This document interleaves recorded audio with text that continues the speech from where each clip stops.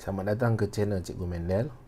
Dalam video kali ini kita akan cuba bincangkan dan fahamkan bab yang keempat melibatkan pembiakan. Sains tingkatan 1. Kamu boleh buka muka surat 488. Buku teks muka surat 88. Jadi dia ada bulletin sains tu, hadiah Nobel Robert Edward. Jadi kamu boleh baca lah tentang in vitro fertilization, persenyawaan di dalam bekas kaca, yang akan menghasilkan, selalu kita dengar, bayi tabung uji lah. Kau boleh baca lah ya, menarik dia punya fakta tu. Jadi cikgu nak bermula tentang pembiakan. Jadi kalau tengok muka surat 90, dia ada tentang pembiakan. Jadi pembiakan, proses penghasilan individu baru oleh organisma hidup. Jadi bila sebut tentang organisma hidup ni, macam mana kita nak kategori atau kita nak nilai sesuatu benda tu adalah organisma hidup? Apa beza antara tanah dengan kucing? Apa beza antara batu dengan manusia? Jadi batu ni dia tak membesar. Manusia dia membesar lah, bertumbuh. Batu dia tak bernafas. Manusia bernafas. Batu tak makan, tapi manusia makan. Jadi itu antara ciri-ciri yang kita mudah nak faham. Nak bezakan benda hidup dan benda tak hidup. Dan antara salah satu ciri yang utama tu adalah dia membiak, ataupun dia menghasilkan anak-anak dia, individu-individu baru daripada organisma induk ataupun mak ayah. Jadi pembiakan adalah satu proses penghasilan individu baru oleh organisma hidup. Jadi semua organisma hidup ni, salah satu ciri utama penting kita nak kategorikan dia sebagai organisma hidup adalah membiak. Kemudian apa kepentingan pembiakan ni? Dia akan tambah bilangan organisma. Jadi daripada 1 jadi 2, 2 jadi 4, 4 jadi 8, 8 jadi 16. Dia bertambah. Jadi populasi bertambah, individu bertambah, orang jadi ramai, manusia jadi ramai, haiwan jadi banyak lah. Dan dia akan menyebabkan bila ada pertambahan ni, spesies tu takkan pupus. Jadi spesies tu akan kekal daripada satu masa ke masa yang lain. Daripada satu generasi ke generasi yang lain, dia akan kekal, dia tidak pupus. Kemudian kepentingan pembiakan ni adalah untuk menurunkan maklumat genetik. Sebagai contoh, kamu tengok dekat cermin, kamu nampak kamu punya muka, kamu punya hidung, kamu punya telinga, kamu punya suara, kepandaian, mata kamu bentuk macam mana, ketinggian. Semua tu adalah ciri-ciri yang kamu waris, kamu dapat daripada ibu ayah kamu. Kemudian kalau kamu tengok, mungkin kamu tinggi, kamu ikut ayah kamu. Warna kulit kamu putih, kamu ikut mak kamu. Jadi hasil campuran tu antara ibu dan ayah kamu, dapatlah ciri kamu. Sebenarnya ciri kamu tu kamu waris daripada ibu dan ayah kamu. Sama jugalah kita cerita tentang manusia. Yang ni organisma lain pun sama juga. Jadi tumbuhan, dia dapat daun lebar tu, ciri daun lebar tu mana dia dapat? Dia dapat daripada induk dia, daripada ibu dan ayah dia. Lebih kuranglah ibu dan ayah lah cikgu panggil ya. Jadi dia akan turunkan maklumat genetik ke generasi baru. Maklumat genetik itu apa? Maklumat yang kita boleh nampak. Nanti maklumat genetik itu dia akan tukarkan kepada ciri manusia tu. Apa ciri dia yang kita boleh nampak? Dia asalnya daripada maklumat genetik lah. Jadi dengan adanya maklumat genetik tu akan membantu dalam pembentukan kulit dia. Dengan adanya maklumat genetik tu akan membantu dalam pembentukan jari jemari dia. Kalau kamu tengok jari kamu dengan kawan kamu, pastinya berbeza. Betul tak?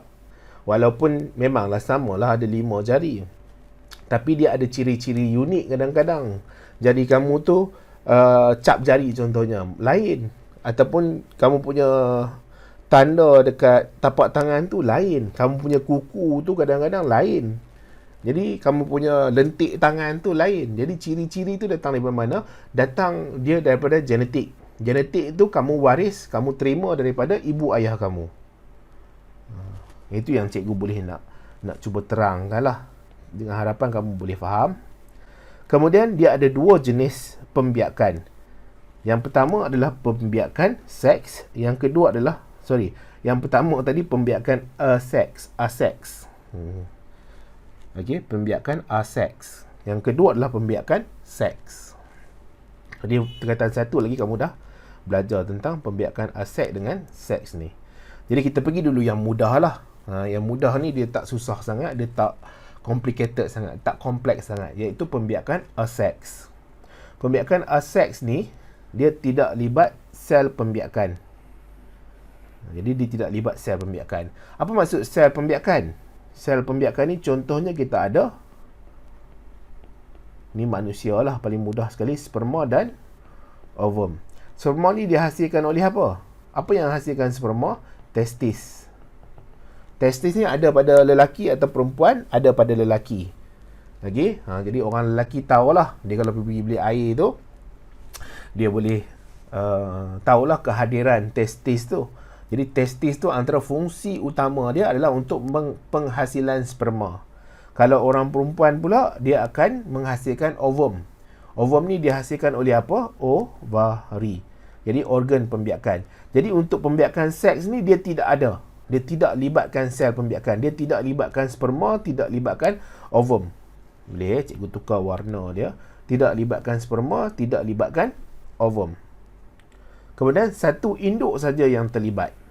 Jadi dia tak banyak. Kalau untuk pembiakan seks, dia kena ada dua jantan dan betina, lelaki dan perempuan. Tetapi untuk pembiakan aseks ni, dia tak perlu. Dia hanya satu individu saja, satu organisma saja, macam satu orang saja, dah boleh dapat anak dia. Dah boleh hasilkan anak dia. Boleh hasilkan generasi yang seterusnya. Kemudian dia tidak melibatkan persenyawaan. Tidak ada persenyawaan. Apa maksud persenyawaan? Persenyawaan ni paling mudah sekali. Sperma ni dia bercantum dengan ovum. Jadi sperma tambah ovum, yang ni adalah persenyawaan. Jadi zigot. Zigot ni akan membesar jadi embrio. Embrio ni membesar jadi fetus. Fetus ni keluarlah kamu nanti, bayi kan. Okey, bolehlah cikgu lukis, tak pun nak pandai. Kemudian anak seiras dengan induk, tiada variasi, tak ada kepelbagaian. Jadi contohnya maksudnya apa maksud tidak ada perbezaan ni? Kalau induk dia tu, ayah dia tu atau ibu dia tu bentuk macam tu, dia tak ada beza langsung, mesti sama dengan anak dia. Kalau kamu tengok diri kamu sekarang, kamu walaupun kamu datang daripada ibu ayah kamu, kamu tengok muka ayah kamu, tengok muka ibu kamu, kamu tengok banding dengan muka kamu, pastilah ada beza sikit. Yang ciri yang ini kamu ikut ayah kamu, ciri yang ini kamu ikut ibu kamu. Jadi dia berbeza. Kamu diri sendiri itu adalah berbeza dengan ibu dan ayah kamu, walaupun kamu dapat ciri dia. Jadi kamu kombinasi. Macam ayah kamu, dia dah berbeza dengan kamu sebab kamu tu sendiri adalah kombinasi ibu dan ayah. Cikgu harap kamu faham lah. Tapi untuk yang pembiakan efek ni, anak dia tu, dia takkan beza langsung dengan induk dia. Induk tu maksudnya ayah ibu dia lah. Tapi masalahnya kita tak panggil dia ayah ibu sebab dia ada seorang saja. Lagi kita panggil dia induk. Mesti tak ada beza. Sama. Sebiji. Okey, boleh ya? Tiada variasi, tiada beza. Kita tengok kepada jenis-jenis pembiakan aseks. Yang ni ada dalam buku muka surat 95. Jenis-jenis ni muka surat 95. Dalam buku tu menarik sikit lah, dia punya dia punya gambar rajah tu kan, dia panggil sebagai rajah 4.5 pembiakan aseks. Kamu boleh baca lah, boleh tengok apa contoh-contoh dia tu. Cikgu lukis dengan upaya cikgu lah ya, jadi terbatas sikit lah. Kemudian kita tengok yang pertama adalah jenis belahan dedua. Jadi belahan dedua, belah jadi dua lah kan. Ada perkataan tu yang mudah kita faham, belah jadi dua. Maksudnya satu induk tu dia belah jadi dua. Apa jadi dekat induk? Induk dah jadi anak. Okey, induk dah jadi anak. Jadi induk tu mula satu, dia dah belah dua, jadi dua anak lah. Jadi pergi mana induk tu? Induk dah tak ada lah. Induk dah jadi anak. Apa dia punya penerangan? Pembahagian satu sel induk kepada dua sel anak. Jadi kalau kamu tengok kat sini, ini induk. Induk dia belah dua, dia jadi satu, dua. Jadi maksudnya apa jadi dekat induk tu? Induk tu dah jadi dua anak ni. Mudah je kan? Contohnya kita ada ameba, paramecium, bakteria. Seterusnya kita ada yang kedua, jenis yang kedua. Ni yang pertama. Yang kedua adalah pertunasan. Pertunasan ni kamu selalu dengar kat pokok lah. Pokok tu bertunas. Maksudnya dia hasil cabang yang baru. Dia keluar cabang yang baru. Daripada cabang tu nanti keluar daun. Daripada cabang tu ada keluar daun. Cabang tu, dahan tu, ranting tu akan membesar lagi. Keluar pula cabang yang lain. Jadi pertunasan, tunas terbentuk pada badan organisma. Jadi tunas terbentuk pada badan organisma. Tunas bermula apabila satu struktur berkembang. Bahagian itu kemudian terputus, individu baru terbentuk. Jadi contohnya kita ada dekat sini penunasan hydra. Ini hydra lah. Hydra. Kamu tengok yang ini, cikgu besarkan. Yang ini. Kemudian ada tunas. Ada penunasan kat situ. Jadi penunasan tu, dia tunas-tunas, dia membesar-membesar. Sehinggalah tunas ni, dia berpisah dengan induk. Jadi bila dia berpisah dengan induk, dia jadi tunas. Jadi induk yang baru. Dia tak ada beza langsung antara yang induk dengan yang anak. Sel anak dia. Cikgu ulang sekali lagi ya. Tunas terbentuk daripada badan organisma. Ni badan organisma lah. Badan dia. Badan yang induk dia. Tunas bermula apabila satu struktur berkembang. Jadi struktur apa yang berkembang? Struktur dekat kawasan ni yang berkembang. Kemudian dia dah berkembang. Ni dah berkembang. Bahagian itu terputus. Jadi bila dia terputus, dia akan jadi individu baru terbentuk. Ya. Contohnya kita ada hydra dan yeast. Seterusnya kita ada penjanaan semula. Penjanaan semula, kebolehan fragmen organisma tertentu tumbuh dan berkembang menjadi individu baru. Jadi maksudnya kebolehan fragmen organisma. Fragmen tu maksudnya bahagian-bahagian badan organisma tu. Jadi kemungkinan bahagian badan tu dia berpisah dengan induk tu, kemudian bahagian badan tu dia jadi individu baru. Ini contohnya. Kan? Ini kita ada planaria. Ini planaria. Ada dalam buku teks ya. Muka surat 95. Cikgu ulang balik. Muka surat 95 boleh tengok. Jadi planaria ni dia terputus. Kamu nampak ni ada bahagian kepala, bahagian ekor. Jadi fragmen lah. Fragmen kepala tu nanti dia akan jadi individu baru. Bahagian ekor akan jadi individu baru. Dia macam terputus. Jadi contohnya kalau cikgu buat contoh lain. Bahagian yang ini terputus. Jadi bahagian yang ini terputus. Dia terputus. Yang ini pun akan jadi individu baru. Jadi dia senang lah. Jadi maksudnya anak dia tu akan sama dengan yang induk. Tak ada beza langsung. Kemudian individu baru tu akan berkembang dan menjadi individu baru. Contohnya kita ada cacing pipih, tapak Sulaiman. Ni kalau yang terkenal, tapak Sulaiman paling terkenal dalam dunia ni Patrick lah. Patrick kenal tak Patrick? Patrick tu kawan SpongeBob. Okey. Jadi kalau dia terputus dia punya lengan dia tu boleh jadi Patrick yang baru. Kalau terputus kaki dia, boleh jadi Patrick yang baru daripada kaki. Kalau terputus kepala dia, boleh jadi Patrick yang baru daripada kepala. Contohlah ya, planaria, spirogyra. Kemudian kita ada jenis yang keempat, pembentukan spora. Jadi spora ni kita selalu dengar lah. Daripada paling mudah sekali ada cendawan-cendawan kan. Hasil spora di dalam sporangium. Jadi dia ada bahagian pada daun tu, pada organisma tu dipanggil sebagai sporangium. Jadi sporangium ni dia seolah-olah macam tempat penghasilan spora. Jadi bila dia pecah je, spora akan keluar. Jadi bila sporangium pecah, dia macam bekas lah. Dia dihasilkan dalam tu, disimpan dalam tu. Bila dia pecah, spora akan disebar oleh angin. Jadi spora tu akan keluar. Bila dah pecah kan, sporangium pecah, maksudnya dia dah terdedah dengan udara. Bila terdedah dengan udara, datang je angin, angin akan bawa lah dia sebab dia sangat-sangat kecil, halus dan ringan. Jadi dia pergilah ke tempat lain. Jadi pergi ke tempat lain, dia jatuh dekat satu tempat, dia keluar jadi penunasan yang baru ataupun keluar jadi organisma yang baru. Kalau dia jatuh ke tempat lembap, spora tumbuh menjadi organisma baru. Boleh ya? Kemudian kita ada alga. Contohnya lah alga, kulat, paku pakis, bakteria. Yang cikgu tunjuk contoh ni adalah paku pakis. Okey, paku pakis. Jadi pada paku pakis ni dia ada kat daun-daun tu yang hitam-hitam bulat-bulat tu sporangium. Jadi bila dia pecah, dia akan keluarkan spora. Spora ni akan jatuh dekat kawasan lembap, kemudian dia akan tumbuh individu yang baru. Jadi dia hasilkan spora. Jadi banyaklah dia boleh hasilkan. Contohnya adalah paku pakis. Ini paku pakis.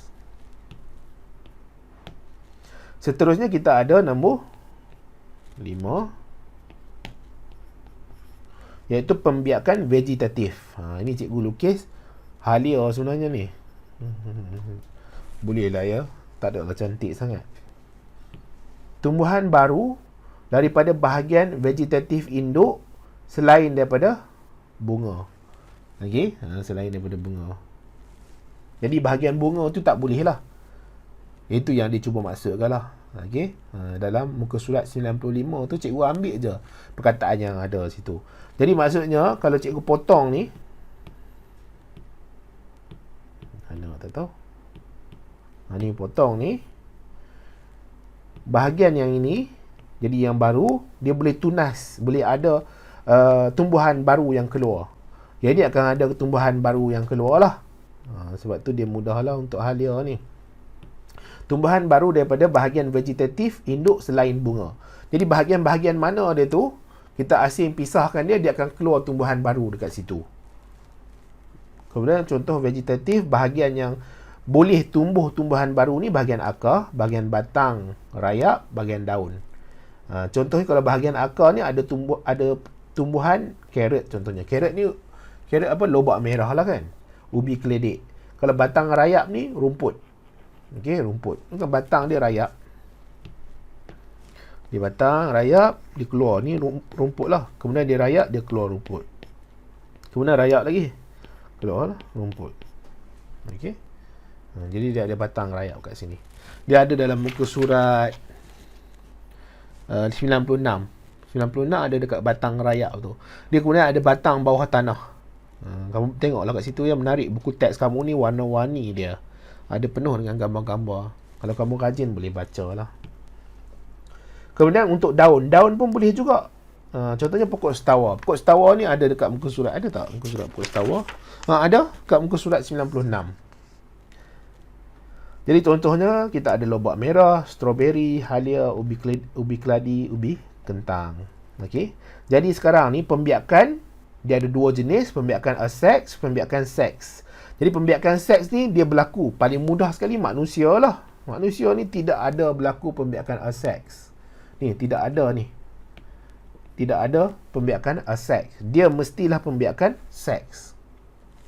Boleh ya? Jadi kita akan pergi kepada pembiakan seks. Kita akan tengok untuk manusia dan tumbuhan. Untuk manusia dan tumbuhan. Kita lihat dulu kepada pembiakan seks. Iaitu melibatkan manusia lah. Tapi sebelum tu dia ada penerangan kat atas ni. Pembiakan seks akan hasil generasi baru. Yang itu berbeza dengan induk. Jadi dalam pembiakan seks ni, dia akan menghasilkan anak-anak yang sangat berbeza dengan induk dia lah. Jadi maksudnya anak, ibu, ayah tu sangat berbeza.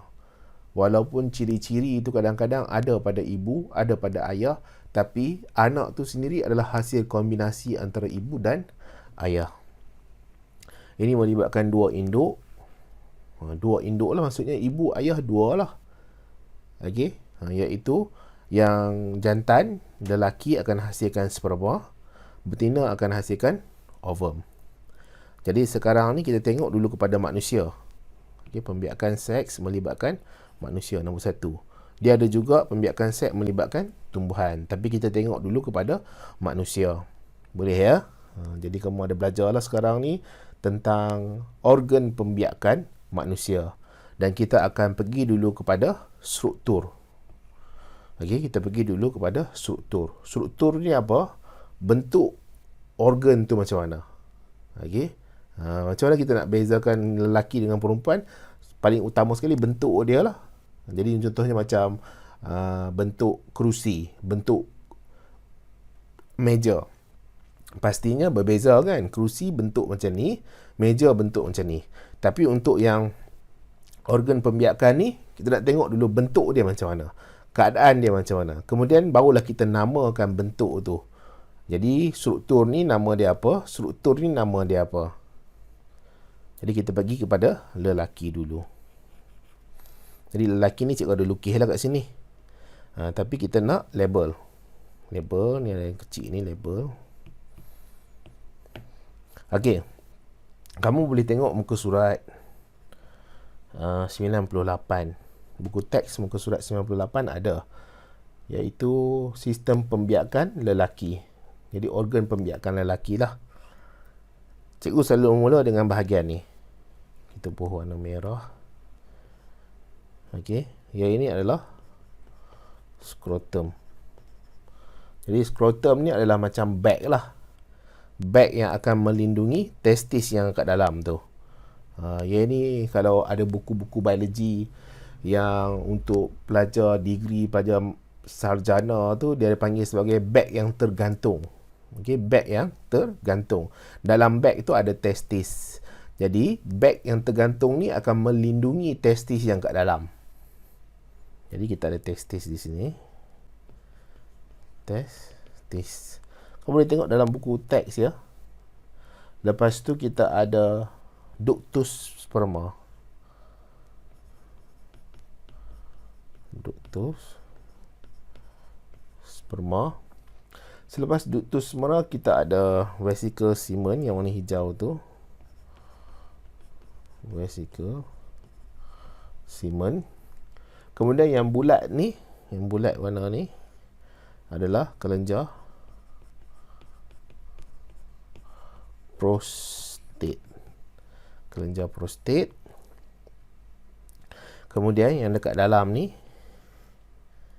kita ada urethra. Betul tak cikgu Eja? Betul? Tak ada H, tak ada H.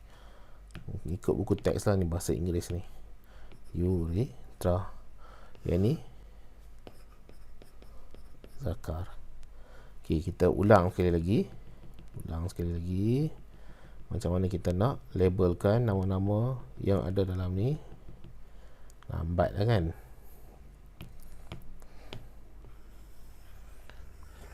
Delete. Sekali lagi label ya. Kita mula dengan skrotum. Skrotum. Ini kita ada testis.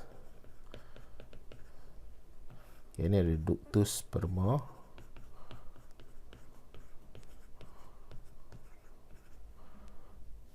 Okay. Sini kita ada seminal vesicle, vesicle semen. Sini kita ada kelenjar.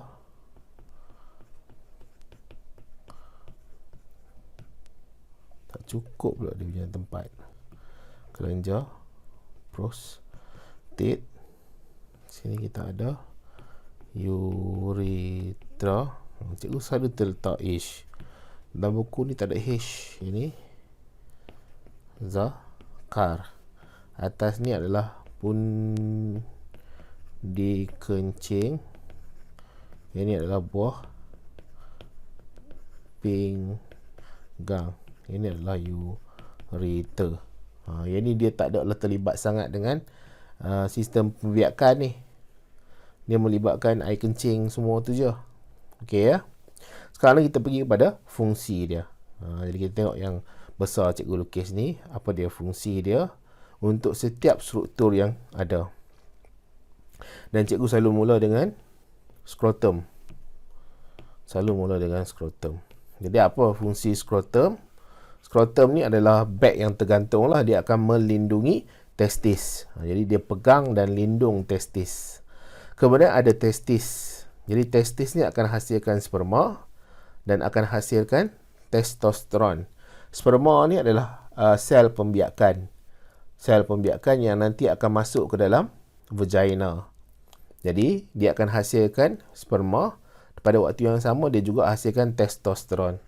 Hormon testosteron ni adalah yang sangat-sangat penting bagi lelaki sebab dia akan menyebabkan ciri-ciri lelaki itu muncul. Ciri-ciri seks sekunder lelaki itu muncul. Paling utama, bukan paling utama lah. Antara ciri seks sekunder lelaki ni apa? Adalah bulu pada muka dia. Rambut pada muka dia lah kan. Ada janggut lah, misai lah. Disebabkan oleh hormon testosteron. Jadi organ seperti testis dengan zakar dia akan membesar disebabkan oleh hormon testosteron. Suara dia akan jadi lebih mendalam, lebih tebal disebabkan hormon testosteron. Jadi ciri-ciri lelaki itu dihasilkan disebabkan oleh hormon testosteron. Jadi dekat sini cikgu ada lukis sperma. Okey, sperma. Sperma ni bentuk dia macam berudu. Okay. Dia ada bahagian kepala dia. Bahagian kepala. Kemudian dia ada bahagian tengah. Dia ada bahagian ekor. Dekat dalam bahagian kepala ni ada nukleus. Sebab dia sel ya. Dia sel. Jadi sekarang ni kamu dah belajar sel tu bentuk dia macam-macam. Tambah-tambah untuk sel haiwan tu bentuk dia macam-macam. Jadi ada sel jenis yang bentuk dia macam berudu ni. Sebab dia ada ekor, dia ada kepala. Jadi sperma. Sperma ni dia 60 juta per sentimeter padu. Jadi maksudnya apa yang keluar daripada organ pembiakan ni untuk lelaki ni dalam 1 sentimeter padu ni ada 60 juta sperma. Jadi sperma ni dihasilkan dengan kadar yang banyak oleh lelaki. Sebab tu ada buku dia sebut sperma ni sebagai sel yang murah. Apa maksud sel yang murah? Sel yang banyak dihasilkan. Kalau macam ovum nanti kamu belajar dalam organ pembiakan perempuan ni dia sel yang mahal, expensive. Kalau kamu beli handphone tu jenis yang Apple ni kan, mahal. Kalau yang Nokia 3310 yang bawah pada 100 tu dia murah lah, boleh hasil banyak. Yang mahal ni hasil dia sikit. Jadi untuk yang ovum tu dia sel yang mahal sebab sebulan sekali saja dihasilkan, limited edition. Tapi untuk sperma setiap masa ada production, ada penghasilan dia.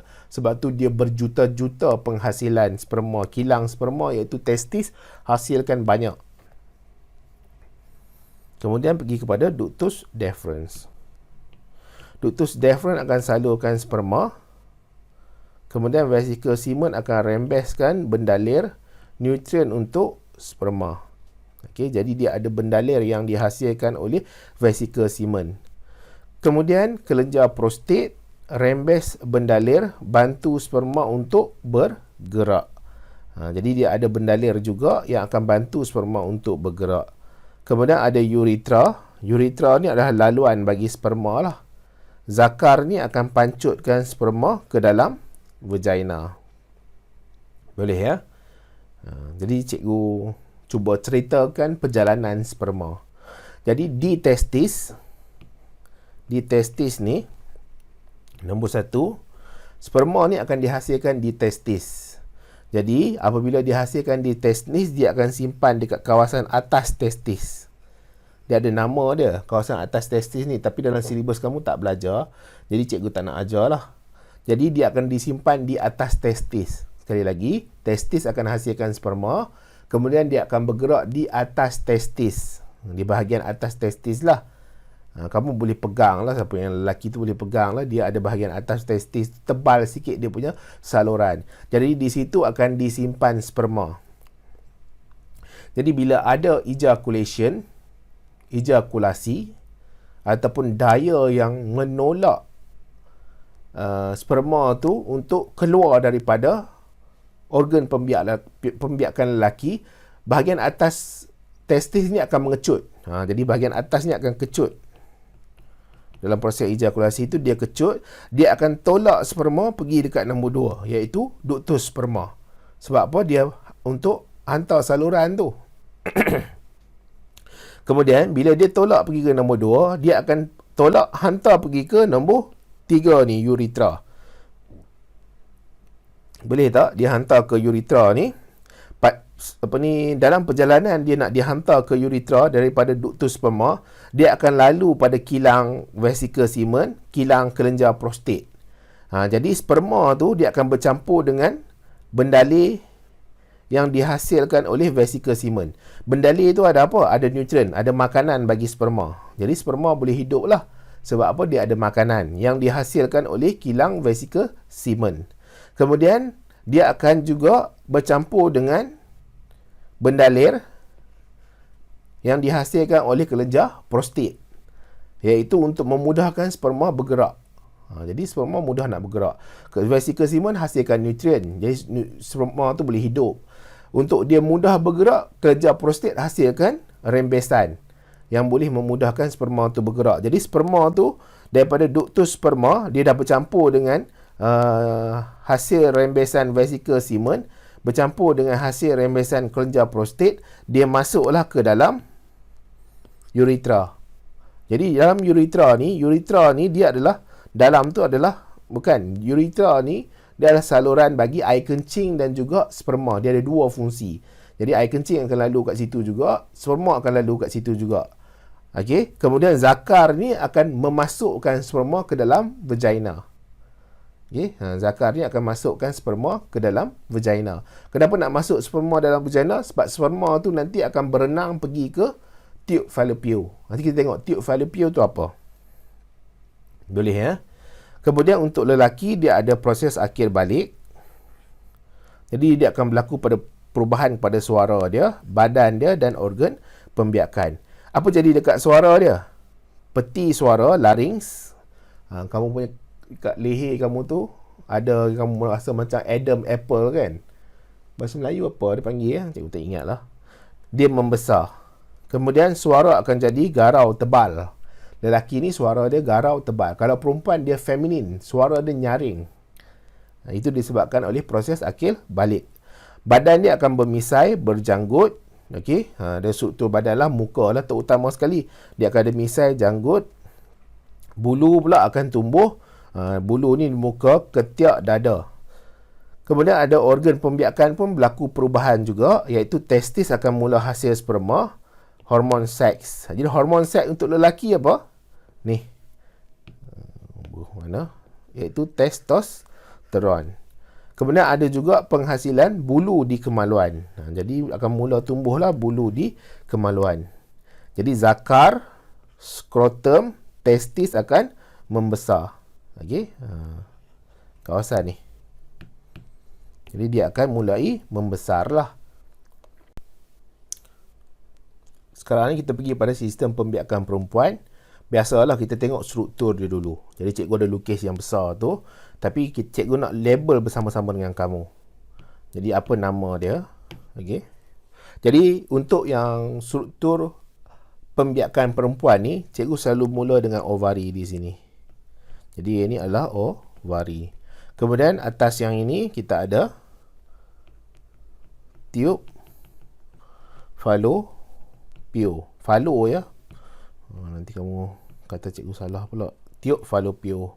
Kemudian di sini kita ada uterus. Di sini kita ada cervix. Di sini kita ada vagina. Jadi vagina dia dalam buku ni dia tulis Farash.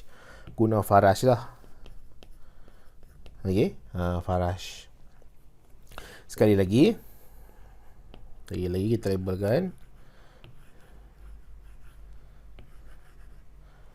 Cikgu selalu mula dengan ovari.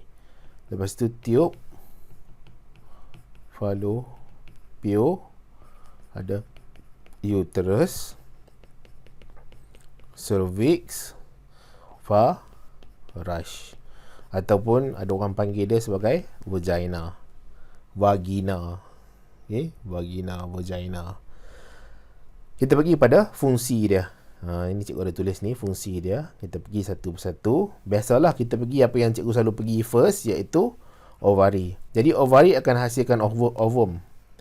Jadi bila dia hasil ovum tu akan masuk ke tiub fallopian. Dia akan masuk ke tiub fallopian. Jadi ovari juga akan hasilkan hormon iaitu progesteron, estrogen. Okey. Jadi kita tengok ovum tu, ovum macam mana keadaan dia. Jadi ovum tu diameter dia 0.1 mm. Dia besar jugalah, 0.1 mm. Jadi kamu ambil pembaris kamu tu, cubalah tengok 1 mm macam mana kan. Lepas tu kita ada di ovari ni ada lapisan jeli dekat luar. Tengah-tengah ada nukleus. Lepas tu dia ada membrane cell. Dia ada sitoplasma.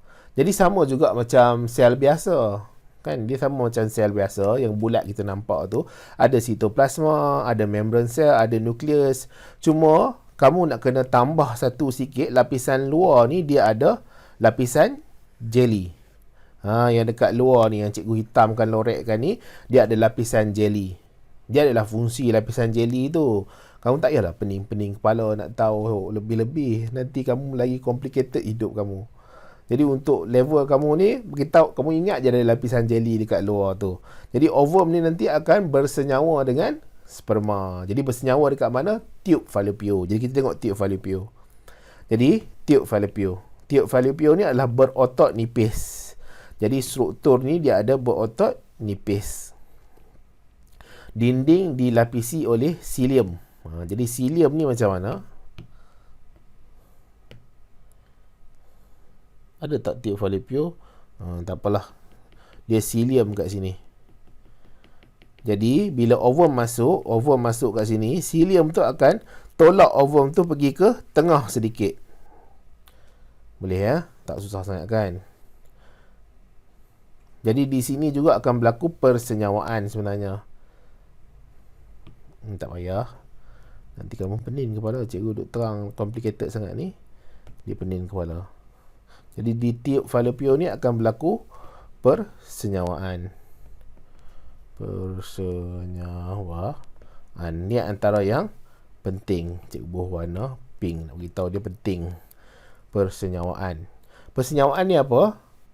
Bila ovum bercantum dengan sperma. Kemudian ada uterus. Uterus ni ada dinding dia. Dinding uterus tu tebal, berotot. Dia ada endometrium, mucus. Dia kaya dengan salur darah. Jadi yang paling penting sekali dekat uterus ni adalah embrio menempel di endometrium. Jadi embrio akan menempel di dinding uterus ni. Dia bolehlah kat atas ni boleh, kat tepi ni boleh, kat tepi ni pun boleh. Ikut dan dia lah. Cuma dia tak boleh menempel di tiub fallopian atau di cervix. Tak boleh. Ini kawasan yang dilarang untuk dia menempel.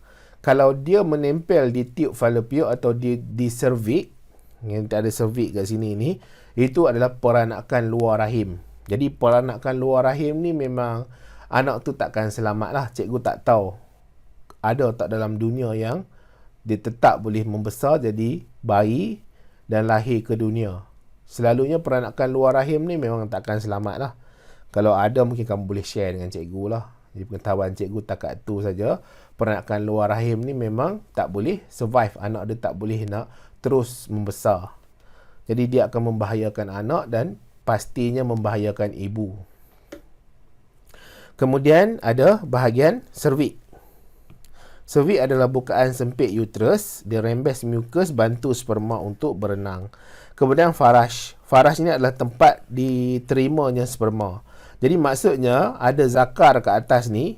Zakar ni akan menyalurkan sperma kan. Dia akan pancutkan sperma. Kalau ada hubungan seksual, dia akan pancut dekat dalam ni lah. Dekat dalam faraj ni. Jadi sperma akan berenang naik ke atas. Dia berenang. Macam mana dia boleh berenang? Sebab sperma ada ekor. Jadi sperma boleh berenang. Dia ada ekor, dia boleh berenang dan bergerak pergi ke ovum. Ovum macam mana dia nak bergerak? Ovum kan masuk dalam tiub fallopian. Macam mana dia bergerak? Dia ada silia. Seolah-olah macam berbulu yang akan tolak dia ke tengah sedikit tiub fallopian tu. Jadi dia akan berjumpa lah sperma dan ovum di tube falopio. Jadi bila berjumpa, dia bercantum dalam proses persenyawaan. Nanti kita tengok macam mana proses tu berlaku. Sekarang cikgu nak ajar kamu tentang akhir balik lah. Akhir balik, jadi kita dah tengok pada lelaki. Sekarang kita tengok pada perempuan. Jadi apa jadi dekat perempuan? Untuk badan dia. Badan dia, buah dada dia membesar, punggung dia padat dan melebar. Ini apa yang jelas nampak lah, tak susah sangat kan. Cikgu baca pun kamu boleh faham benda ni. Bulu ketiak akan tumbuh. Kemudian organ pembiakan pula, ovari akan hasilkan ovum. Hormon seks akan dihasilkan. Hormon seks apa cikgu sebut tadi? Progesteron dengan estrogen. Kalau lelaki, testosteron. Bulu di kemaluan dan kitaran haid akan bermula. Jadi kita akan masuk fahamkan tentang kitaran haid. Okey, kitaran haid. Jadi kitaran haid ni adalah apa? Dia bermula apabila haid. Jadi bila ada haid saja, dia akan bermula kitaran haid atau kitar haid. Haid itu apa? Haid itu adalah peluluhan lapisan dinding uterus dan darah alir melalui faraj. Jadi setiap orang perempuan pasti akan lalui lah. Jadi haid itu apa? Dinding uterus dia jatuh. Kamu boleh tengok dekat muka surat 99 tu ada dinding uterus ataupun dinding ni. Ni dinding ni. Dinding uterus akan jatuh. Dia akan luluh.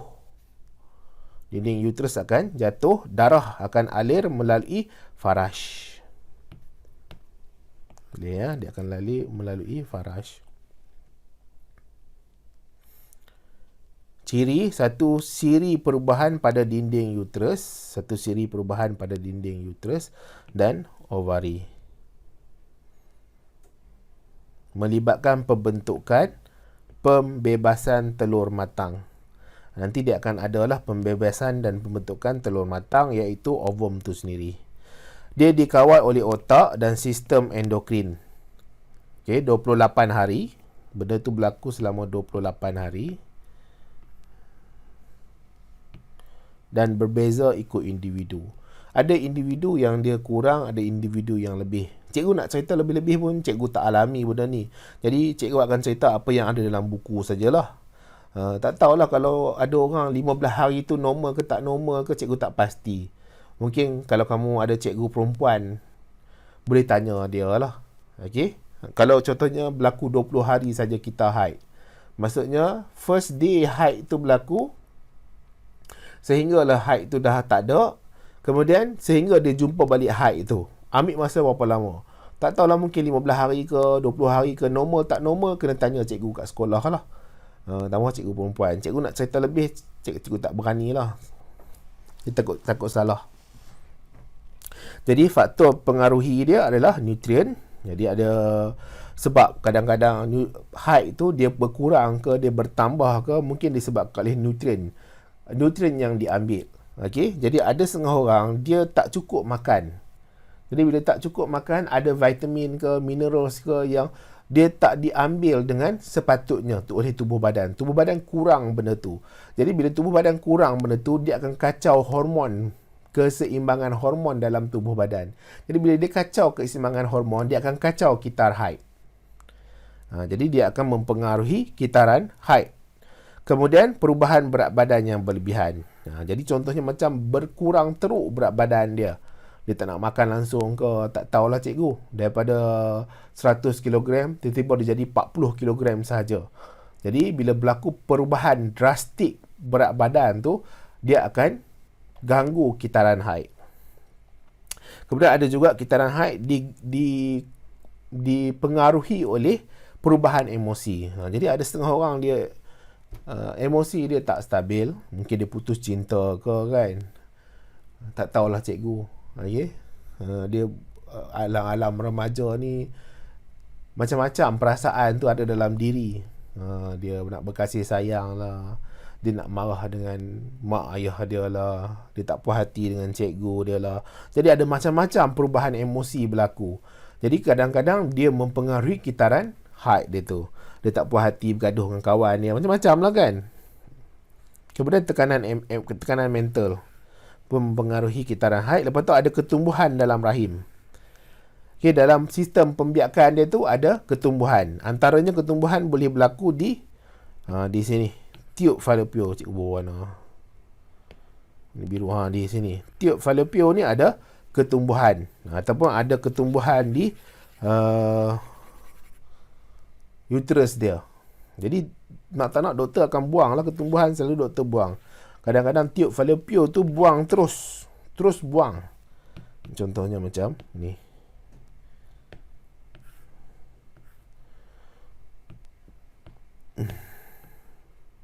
Okey, hilang terus tiub falopio ni sebab doktor buang. Sebab ada ketumbuhan dekat situ. Jadi kawasan sini dah bermasalah lah. Kawasan sini dah bermasalah untuk memberi ovum setiap bulan. Okey, kemudian kebersihan. Ini benda yang kamu kena jagalah, tak mau tambah perempuan. Hak lelaki ni dia tak ada masalah sangat sebab dia tak berlaku pendarahan, iaitu kitaran haid tak berlaku dekat lelaki. Jadi untuk orang perempuan ni dia ada kitaran haid, maksudnya ada hari-hari yang mana dia akan ada sedikit pendarahan berlaku di kemaluan dia.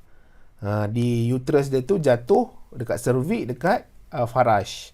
Jadi bila ada pendarahan, kamu kena ingat darah ni dia ada nutrien. Dia ada darah, dia ada nutrien, dia ada macam-macam kat dalam tu yang mana bakteria suka. Ingat ya, mikroorganisma suka pada darah. Jadi bila mikroorganisma dapat je darah tu, dia akan ada tindak balas. Jadi bila ada tindak balas mikroorganisma, dia akan menyebabkan bau yang tak senang dekat situ. Dan dia akan ada infection ataupun ada jangkitan, dan dia akan memberi penyakit lah kepada perempuan tu kalau kebersihan dia tak jaga. Sebab tu pastikanlah kebersihan jaga. Ya, pastikan mandilah. Mandi tu antara benda yang penting lah. Sehari mungkin 3 kali kamu boleh mandi. Dan yang ini kita ada dalam buku teks ditulis, tukar 3 ke 4 kali sehari tuala wanita. Dan boleh pergi belilah tuala wanita ni, tukar. Dia berdarah sikit saja ataupun dah ada darah tu, tukarlah. Cikgu nak bagi suggestion lebih-lebih, cikgu pun tak pernah tahu sangat kadar macam mana kamu boleh tukar tu, tapi pastikan jangan biar terlalu lama lah. Kan, satu hari tu biar sekali je pakai kan. Tu tak elok lah. Kebersihan kena jaga. Kemudian elak jangkitan bakteria virus, elak jangkitan kencing, saluran kencing. Jadi kena tukar ni, kena pastikan bakteria tu tak memberi kesan kepada darah-darah yang dah keluar tu. Kemudian kamu dah selalu tukar, pastikan kebersihan, dan dia akan memastikan tidak ada jangkitan oleh bakteria dan virus. Jadi bila tidak ada jangkitan dan bakteria dan virus tu, dia takkan ganggulah sistem pembiakan tu. Kan kalau ada jangkitan, luka tu dekat uterus tu takkan membaik. Jadi bila dia tak membaik, dia akan terus bernanah, dia akan jadi busuk, dia akan jadi benda yang tak diingini, yang tak elok lah. Okey. Kemudian dia akan elak jangkitan saluran kencing. Okay, ni akan bermasalah lah, nak kencing sakit. Macam-macam lah. Jadi cikgu cakap tadi, mandi kerap. Dia orang perempuan ni kena bersih lah ya. Tambah-tambah sekali waktu dia haid. Waktu uterus tu jatuh luluh bersama dengan darah yang mengalir. Waktu tu dia kena betul-betul jaga kesihatan. Dan bila kamu tuala wanita tu, kena pastikan buang pada tempat yang sepatutnya lah. Jangan pergi buang merata-merata tempat. Okey, tak sepatutnya lah. Kemudian tidak stabil. Okey. Jadi ada kitaran haid tu, bila dia tidak stabil ni, kitaran haid, bila dia tidak stabil, dia boleh menyebabkan kemandulan. Yang ini akan sukar rancang keluarga. Jadi dia tak tahu waktu bila paling subur sekali. Jadi bila waktu subuh sekali, waktu itulah yang dia sepatutnya buat hubungan dengan suami dia. Kalau dia rancang untuk dapatkan anak lagi lah. Tapi kalau waktu tu, waktu tak subuh, dia nak dapat anak, dia buat hubungan seksual, jadi dia beranggapan dia akan dapat anak. Dia tak lah, tak dapat anak lah nanti. Okay? Sebab dia tak boleh rancang. Ataupun dia tak nak dapat anak. Sebab anak dia dah ramai sangat, 10 orang dah. Jadi nak stop kejap. Jadi dia tak bolehlah buat hubungan tu waktu subuh. Kalau dia buat hubungan waktu subuh, kebarangkalian untuk dapat anak tu tinggi lah. Jadi dia tak boleh, dia sukar nak rancang kalau kitaran haid dia tak stabil. Kemudian ada masalah kesihatan. Yang ni anemia contohnya pun akan menyebabkan kitaran haid jadi tidak stabil. Jadi kita tengok kepada kitaran haid ni. Ini cikgu ada lukis ni. Yang ni ada dalam buku ya. Buku surat berapa tak tahu. Kitaran haid. Okey, kitar haid 105. Kamu boleh buka dalam buku teks tengoklah. Okey, buku teks lagi menarik lah. Kalau nak banding dengan cikgu buat ni, cikgu buat nota berdasarkan apa yang cikgu nak terangkan kepada kamu. Okey, mula daripada fasa yang ini dulu, 1 hingga 5. Fasa 1 hingga 5. Hari pertama hingga hari yang kelima. Yang ini kita panggil sebagai fasa haid. Warna merah lah elok kan. Jadi A, tak pernah nampak pula dah. A, kita ada fasa haid. Fasa haid ni nombor 1, hari yang pertama sampai hari kelima. Jadi bila bermulanya pendarahan berlaku, jatuhnya uterus bersama dengan darah, itu hari yang pertama. Itu mengikut convention lah, atau mengikut buku teks kamu ni. Haid, ada tak? Kita haid merupakan tanda bermulanya kita haid. Jadi hari pertama bermulanya kita haid itu adalah hari pertama lah. Ada dalam buku teks kamu, muka surat 104. Kamu boleh baca perenggan yang pertama dalam kita haid tu. Dia ada beritahu. Jadi hari pertama je haid tu berlaku peluluhan. Dipanggil dalam buku ni peluluhan uterus, iaitu adalah hari pertama untuk fasa haid. Jadi dalam fasa haid ni apa berlaku? Lapisan dinding uterus, salur darah, jadi ovum yang tidak disenyawa akan luluh disingkir apabila haid. Jadi kita ada lapisan dinding uterus, salur darah, ovum yang tidak disenyawa, semua akan jatuh lah, luluh. Dia akan jatuh keluar daripada tubuh badan. Untuk wanita lah, mudah saja. Kemudian masuk fasa pemulihan. Jadi fasa pemulihan hari yang ke-6 sehingga hari ke-11. Hari ke-6, hari ke-11, fasa pemulihan. Dinding uterus dibina semula kan. Dinding uterus tadi dah jatuh. Jadi dia bina semula lah. Jadi dia bina semula. Dan menebal. Salur darah dinding uterus mula terbentuk. Tadi salur darah pun dah jatuh kan. Dia jatuh tadi dekat fasa haid bersama dengan darah-darah sekali lah. Sebab tu ada kawan cikgu cerita lah. Punya cikgu dulu pun ada cerita juga. Okay? Yang bahawa ada ketulan-ketulan daging yang akan jatuh, iaitu bahagian uterus tu. Jadi dia akan jatuh bersama dengan salur darah, bersama dengan darah. Sebab tu ada berlaku pendarahan sedikit. Jadi sekarang ni dia bina semula salur darah, dia bina semula uterus dekat dinding tu. Kamu boleh tengok dekat muka surat 105 tu, dia ada tunjuk lah. Lapisan uterus tu terurai, dah jatuh. Lepas tu dia bina semula. Mula bersedia terima penempelan. Cikgu tulis kat sini, muka surat 105. Kamu boleh tengok lah ya. Jadi bersedia untuk terima penempelan. Kemudian masuk fasa subuh. Ni, hari ke-12 hingga ke hari 17. Jadi hari yang ke-14 adalah hari pengovulan. Apa maksud pengovulan? Ovum akan keluar daripada ovari. Ovum keluar daripada ovari, dia akan masuk ke tiub falopio. Waktu ni dinding uterus, salur darah akan terus berkembang. Jika ada sperma, maksudnya pada waktu subuh ni, contohnya hari ke-12 ke hari ke-13 ke, ada sperma masuk ke dalam faraj. Semua akan berenang pergi ke uterus. Dia dah ada di tiub falopio. Jadi datang je ovum akan bersenyawa lah. Jadi akan ada persenyawaan jika ada sperma. Kemudian ada fasa pra-haid. Ni fasa sebelum masuk haid. Jadi dinding uterus terus menebal, kaya dengan salur darah.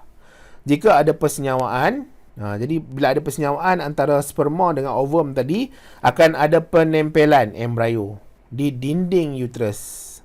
Jadi tadi sperma, cuba tulis kat sini, sperma tambah dengan ovum, dia akan jadi zigot.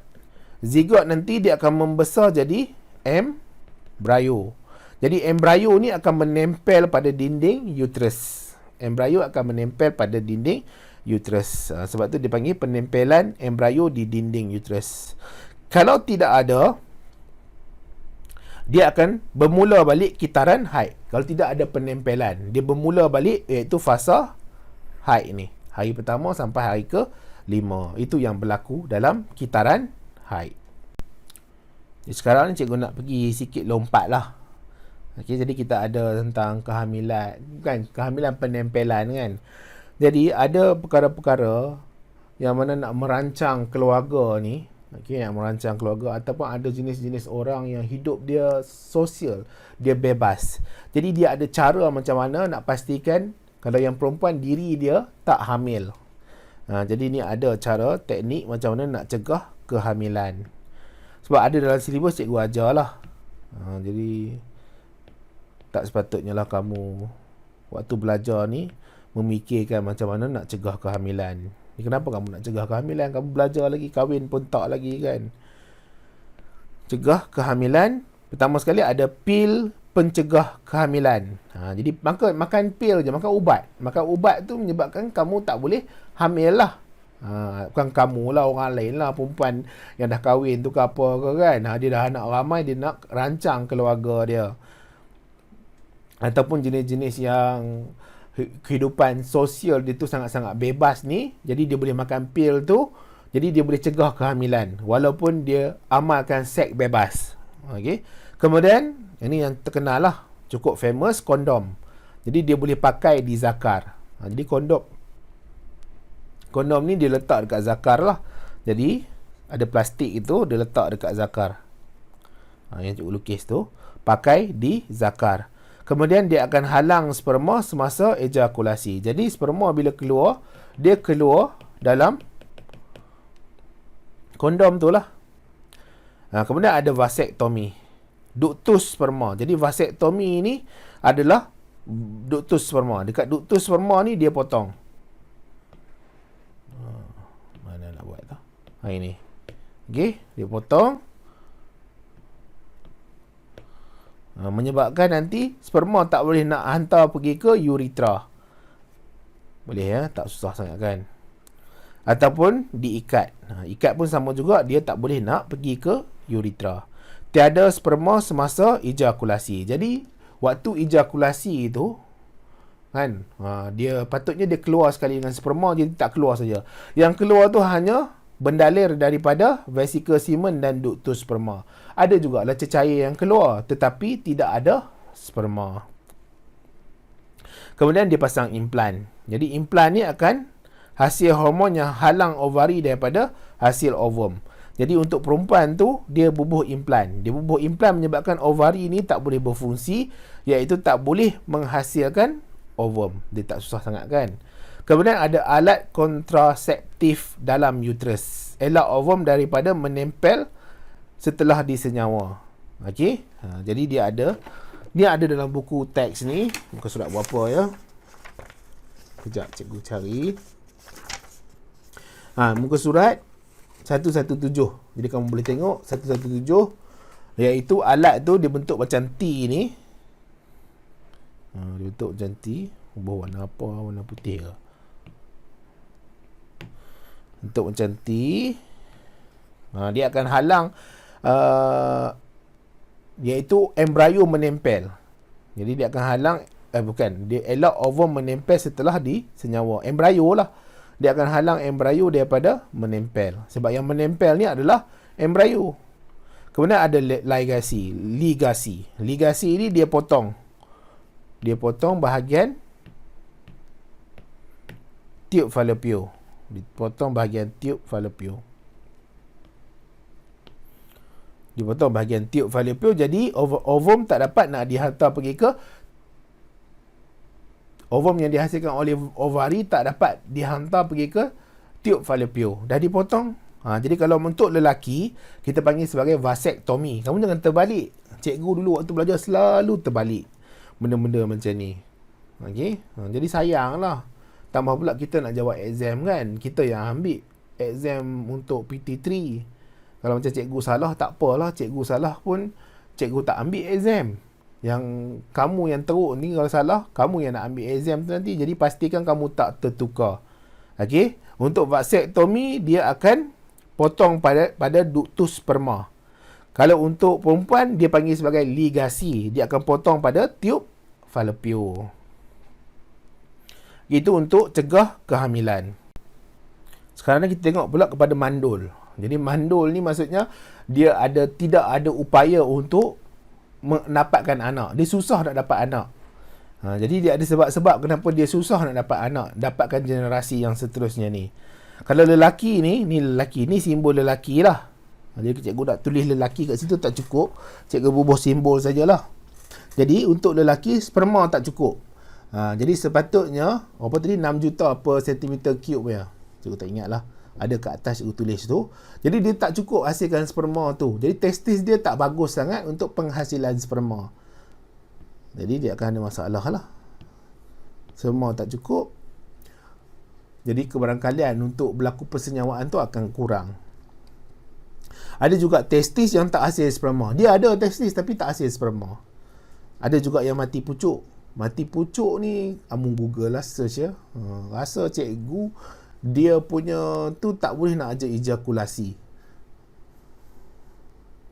Kemudian kualiti sperma rendah. Jadi kualiti sperma rendah ni macam-macam lah keadaan sperma tu. Kadang sperma tu dia tak normal, dia abnormal. Jadi dua sperma bercantum antara satu sama lain. Ada juga dia bercantum kat kepala pun ada, bercantum dekat ekor pun ada. Jadi sperma tu tak normal. Jadi bila dia tak normal, dia tak boleh nak berlaku persenjawaan. Apa sebab dia?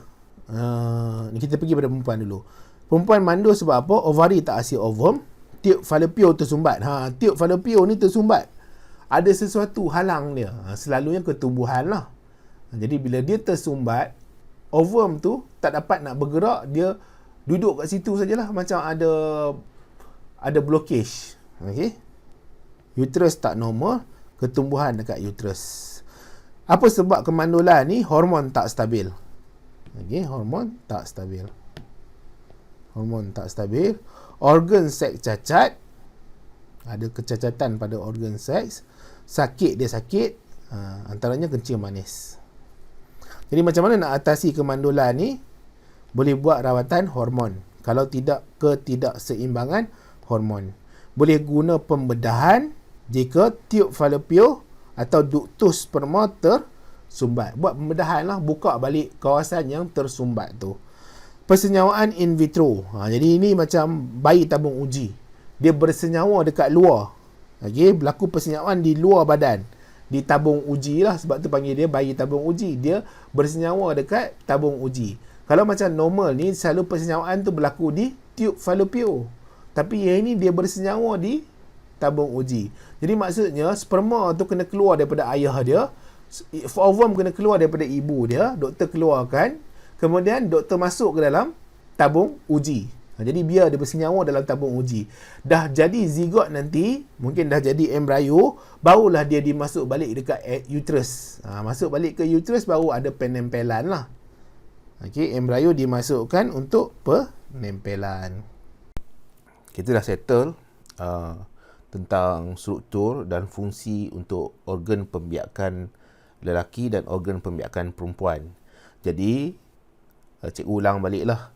Jadi maksudnya dekat testis tu akan ada penghasilan sperma. Jadi sperma tu akan masuk simpan dekat atas testis tu.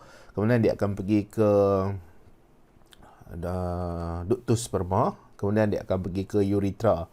Kemudian zakar akan masukkan sperma ke dalam faraj. Jadi zakar akan masuk ke dalam faraj. Jadi sperma yang dimasukkan tu dalam proses ejakulasi. Yang ni. Jadi lebih kurang 300 ke 500 juta. Jadi sperma akan masuk ke dalam vagina atau faraj. Jadi sperma lah, nampak yang ni kan. Semua akan masuk ke dalam faraj. Dimasukkan oleh apa? Masukkan oleh zakar. Jadi sperma nanti akan berenang, bergerak, melepasi cervix. Sini ada cervix. Jadi dia akan berenang terus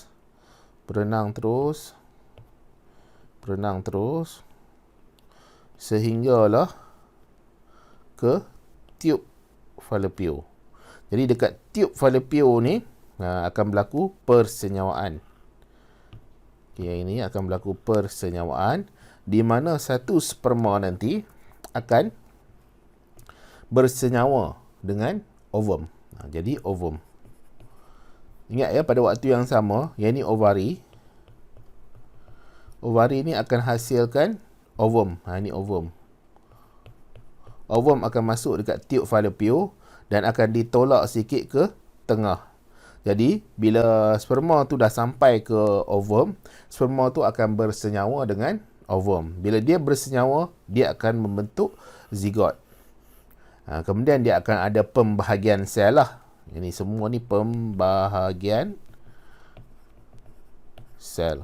Apa fungsi pembahagian sel ni? Dia akan jadi banyak. Sel akan jadi banyak. Kamu tengok ya, sel tu mula dia satu. Dia zigot, dia satu sel saja. Kemudian apabila dia membahagi, dia jadi 2 sel, jadi 4 sel, jadi 8 sel, kemudian jadi lagi banyak. Okey, dia jadi banyak. Kemudian dia akan membentuk, yang ini embrio lah. Okey. Tak payahlah pening-pening kepala. Benda yang tak ada dalam silibus kamu. Jadi, membentuk embrio. Embrio ni kemudian dia akan menempel, berlaku penempelan di dinding uterus.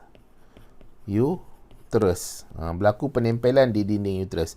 Sini, kawasan sini adalah kawasan uterus. Sini pun uterus juga. Atas ni uterus juga. Okey, sini bukan uterus lah. Sini tiub ada satu L saja. Fallopian. Sini cervix. Okey, cervix. Jadi, tak boleh berlaku penempelan dekat tiub Fallopian. Tak boleh berlaku penempelan di cervix. Dia hanya boleh berlaku penempelan di uterus sahaja. Ikutlah 3 tempat tu. Cikgu ulang sekali lagi ya. Jadi, zakar akan masukkan sperma di dalam faraj. Zakar akan masukkan sperma di dalam faraj. Proses pemasukan tu ataupun proses menyebabkan sperma tu ditolak masuk ke dalam faraj adalah ejakulasi. Yang ni berlaku waktu bila? Berlaku waktu hubungan seksual lah. Lebih kurang 300 ke 500 juta sperma masuk ke dalam faraj. Masuk ke dalam faraj. Ataupun vagina. Masuk ke dalam faraj. Jadi, bila dah masuk ke dalam faraj, sperma akan berenang. Melepasi cervix.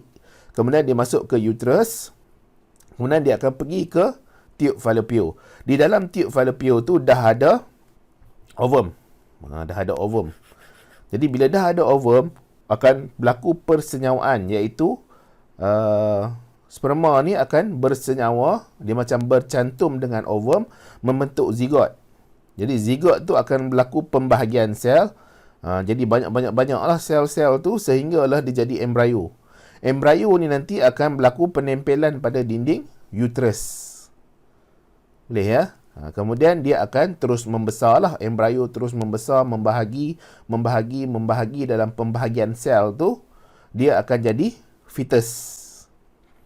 Okey, jadi fetus. Kemudian dia akan terus membesar, ikutlah kepada minggu dia. Jadi nampak tak sini kat tepi ni ada perkembangan zigot ke embrio fetus. Boleh tak? Jadi kita pergi kepada perkembangan zigot embrio fetus. Okey, minggu pertama hingga minggu keempat. Tangan, kaki terbentuk. Tangan dan kaki terbentuk. Embrio ni waktu ni ada ekor. Kamu boleh tengok dalam buku teks muka surat 109. Muka surat 109. Ini yang cikgu salin lah dalam buku teks tu. Embrio ada ekor. Kemudian minggu ke-7 hingga ke-9, dia ada pembentukan hidung, jari, telinga, kelihatan. Minggu ke-10 hingga ke-19, embrio kelihatan seperti bayi. Embrio dipanggil sebagai fetus. Tertinggal L kat situ kan. Dipanggil sebagai fetus. Minggu ke-10 hingga ke-19. Kemudian minggu 20 hingga ke 37, fetus kelihatan seperti bayi. Kamu fikirkanlah sendiri macam mana kamu nak bagi ingat benda ni. Cikgu nak bagi faham saja. Cikgu bukan nak ajar kamu macam mana nak bagi ingat.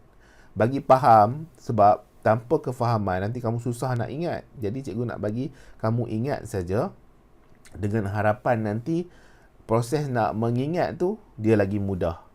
Sebab kalau kamu tak faham lagi, jadi nak ingat tu nanti dia akan susah lah. Dia ada macam-macam teknik lah macam mana nak ingat tu. Mungkin kamu boleh tengok video lain lah, di channel yang lain. Cikgu tak ajar lah macam mana nak bagi mudah ingat ni. Guna akronim ke, sinonim ke, bayangan ke, guna perkataan ke. Ada macam-macam teknik sekarang kan. Kemudian minggu ke-38 hingga ke-40, fetus bentuk lengkap, fetus terbalik kepala bawah. Okey. Dinding uterus kecut. Okey, minggu 38 ke 40 ni. Jadi fetus sudah bentuk dia lengkap dah. Dan sekarang ni fetus sudah terbalik. Jadi terbalik dia macam ni. Nanti kita tengoklah. Sebab apa? Kepala dia akan lebih berat daripada badan, menyebabkan kepala dia tu ke bawah. Kamu kena ingat, kepala kena ke bawah sebab apa?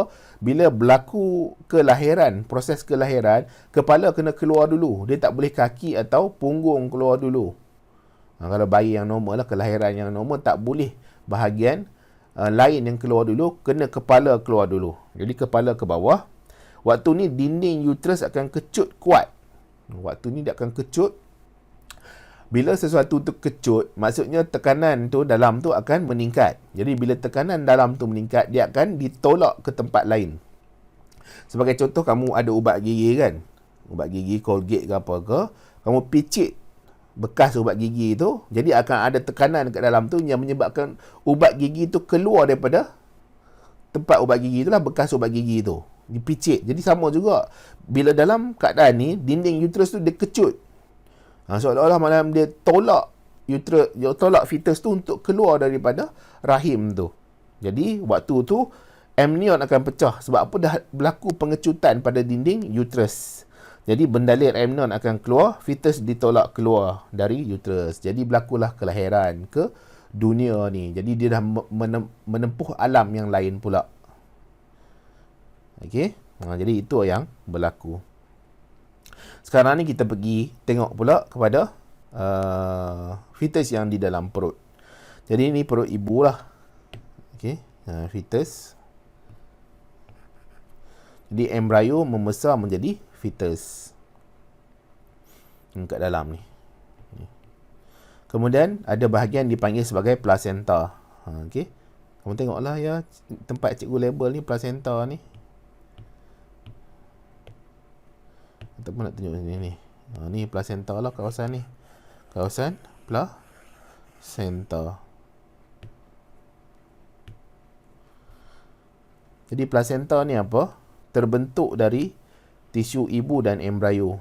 Tempat tukar bahan ibu fetus. Jadi bahan. Jadi fetus tu dia perlu dapat sesuatu daripada ibu dia. Kalau dia tak dapat sesuatu daripada ibu dia, bahan-bahan tertentu daripada ibu dia, dia tak boleh nak terhidup lah. Dia akan mati nanti. Jadi bila dia mati, masalah lah nanti. Ibu tu pula dia mengandungkan bayi yang dah mati. Jadi dia kena dapatkan bahan-bahan daripada ibu dia, dan tempat pertukaran bahan ni adalah berlaku di placenta. Jadi ibu akan berikan nutrien dan oksigen. Ini ibu beri. Ibu ni dapat nutrien oksigen daripada mana? Ibu dapat oksigen daripada proses pernafasan. Kemudian nutrien pula hasil dari proses pencernaan. Dia dapatlah nutrien tu dengan oksigen. Kemudian dia akan tukar bahan ni dekat placenta untuk hantar ke anak dia. Ke fetus anak dia dalam perut tu, dalam rahim ni. Boleh ya? Kemudian fetus pula akan bagi ibu dia karbon dioksida dan bahan kumuh. Jadi fetus tu sendiri akan jalani proses kehidupan dia. Bila dia guna oksigen, dia akan hasilkan karbon dioksida. Karbon dioksida ni dia perlu dibuang. Dia tak boleh, even pada ibu dia pun, ibu dia tak guna karbon dioksida. Tumbuhan saja yang guna karbon dioksida ni. Jadi nak tak nak fetus kena hantar dekat ibu dia karbon dioksida dan bahan kumuh. Bahan kumuh ni contohnya urea, urin apa semua tu lah. Untuk hantar untuk dibuang oleh ibu dia. Jadi ibu dia akan terima karbon dioksida dan bahan kumuh. Jadi di plasenta ni akan berlaku pertukaran. Jadi ibu akan beri nutrien dan oksigen, fetus akan beri karbon dioksida dan bahan kumuh. Kemudian ada tali pusat. Tali pusat ni. Okey, situ kan. Cikgu tukar warna putih. Ni nampak itu ada tali pusat. Tali pusat akan hubung fetus dengan plasenta. Okey, dia akan hubung fetus dengan tali plasenta. Yang ini ada salur darah. Jadi bahan-bahan yang ini, okey, bahan-bahan contohnya nutrien nanti dengan oksigen nanti akan dihantar pergi ke fetus menggunakan tali pusat ni. Sama juga karbon dioksida dan bahan kumuh daripada fetus nak pergi ke ibu akan dihantar oleh tali pusat. Jadi maksudnya fetus ni akan hasilkan karbon dioksida. Dia akan hasilkan bahan kumuh. Jadi bahan-bahan ni semua akan bergerak sepanjang tali pusat pergi ke plasenta ni, plasenta. Jadi dekat situ akan berlaku pertukaran di mana pula kemudian akan masuk daripada ibu ni dia ada nutrien dengan apa tadi?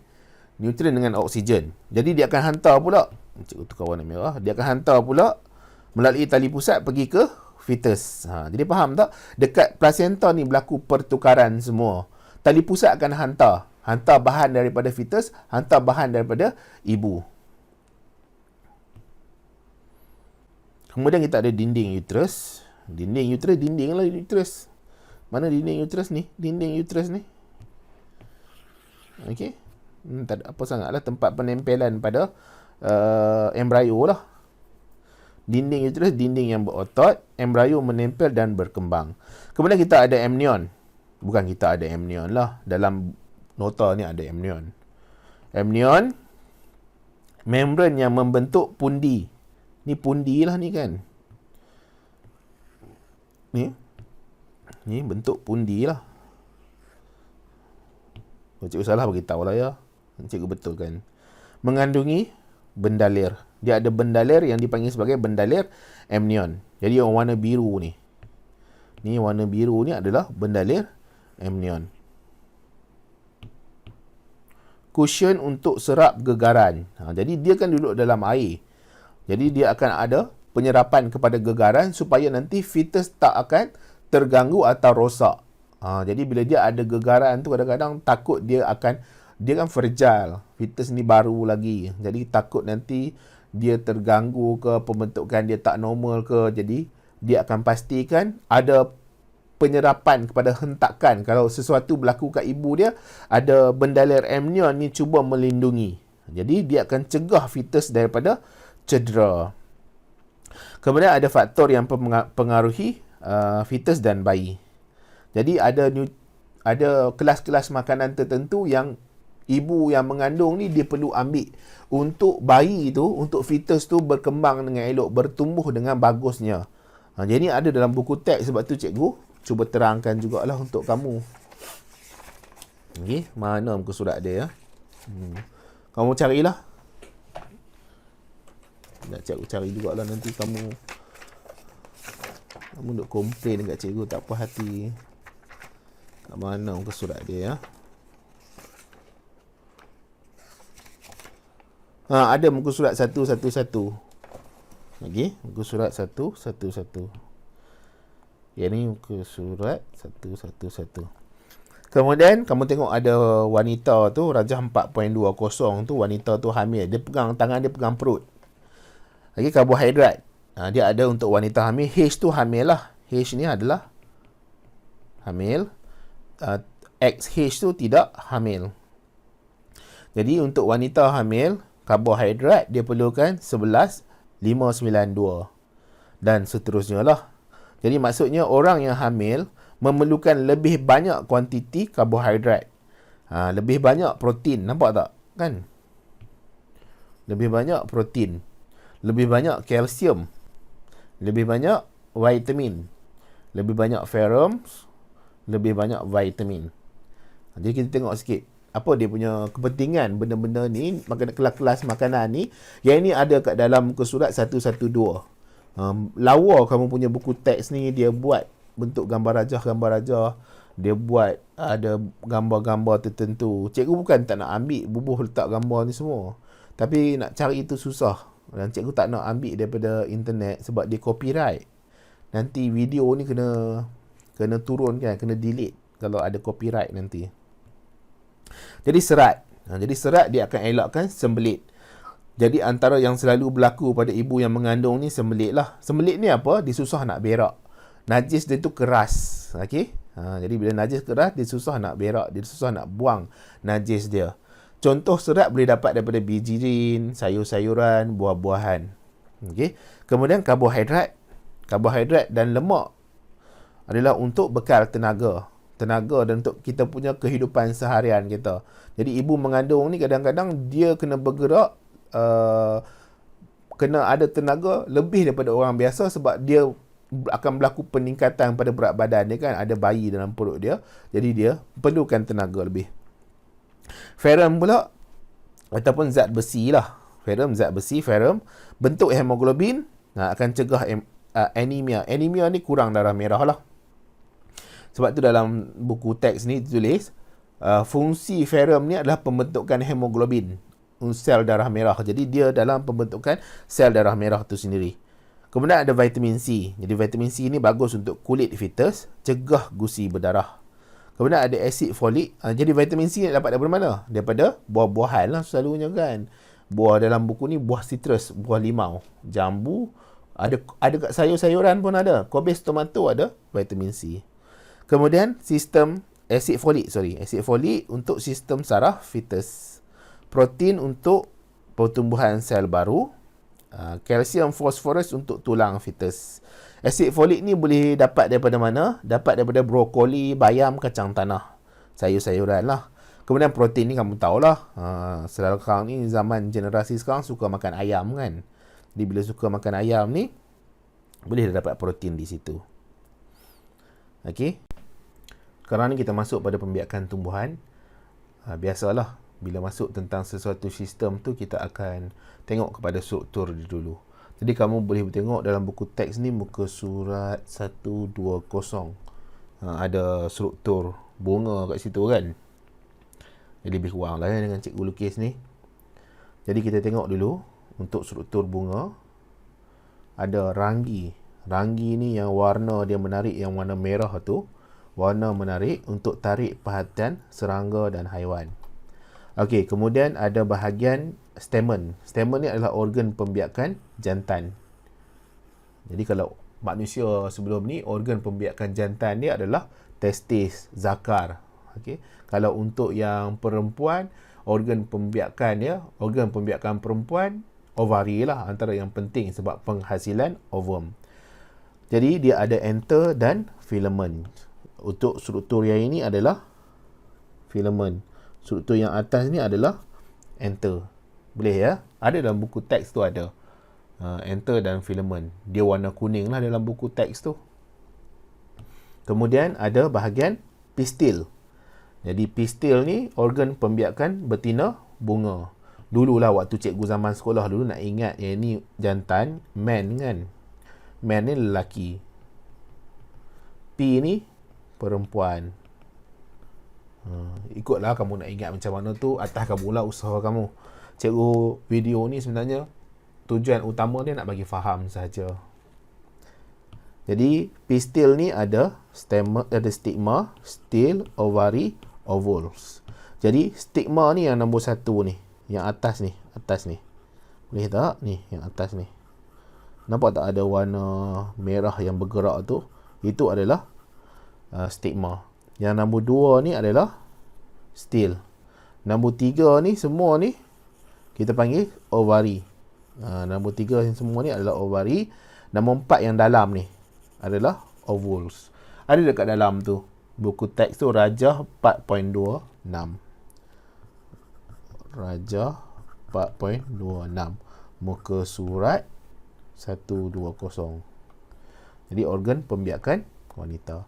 Kemudian dekat bahagian bawah ni ada sepal. Sepal ni biasanya berwarna hijau.